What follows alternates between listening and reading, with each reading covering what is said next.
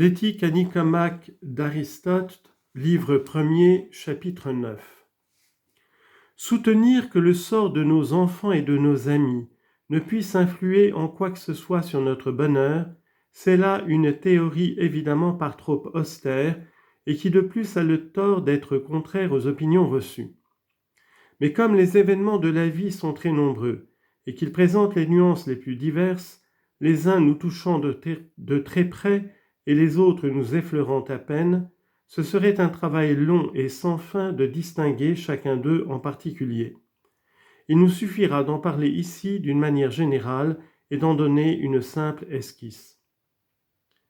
S'il est vrai que parmi les malheurs qui nous frappent personnellement, les uns pèsent d'un grand poids sur notre vie et que les autres n'y touchent que très légèrement, il en doit être absolument de même pour les événements qui concernent tous ceux que nous aimons.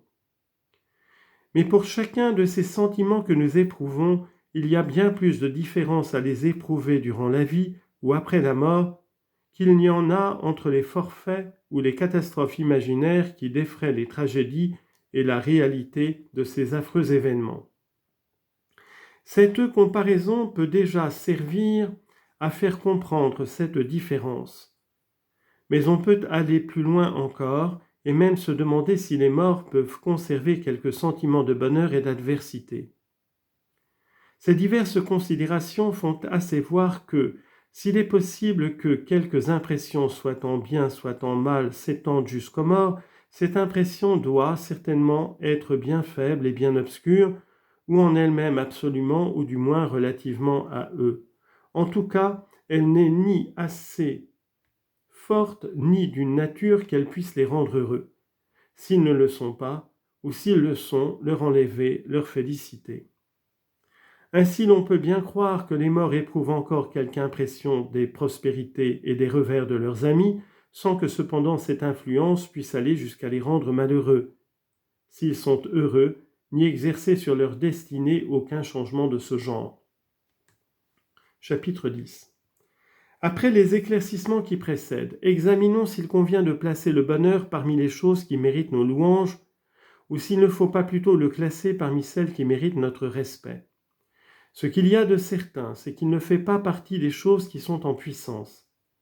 Toute chose simplement louable ne semble devoir être louée que parce qu'elle a une certaine nature et soutient un rapport avec quelque autre chose. C'est ainsi qu'on loue l'homme juste, l'homme courageux et en général l'homme de bien, et la vertu à cause de leurs actes et des résultats qu'ils produisent. C'est ainsi qu'on loue l'homme vigoureux, l'homme léger à la course et chacun en son genre, parce qu'ils ont une certaine disposition naturelle et sont dans un certain rapport à l'égard de quelques qualités et de quelques talents. Ce qui rend ceci de toute évidence, ce sont les louanges mêmes que l'on essaie d'adresser aux dieux. Elles les rendent tout à fait ridicules quand on les assimile aux hommes, et ceci tient à ce que les louanges impliquent toujours une certaine relation, ainsi que nous venons de le dire. Si telles sont les choses auxquelles s'applique la louange, il est clair qu'elle ne s'applique point aux plus parfaites. Pour celle-là, il faut quelque chose de plus grand et de meilleur que la louange.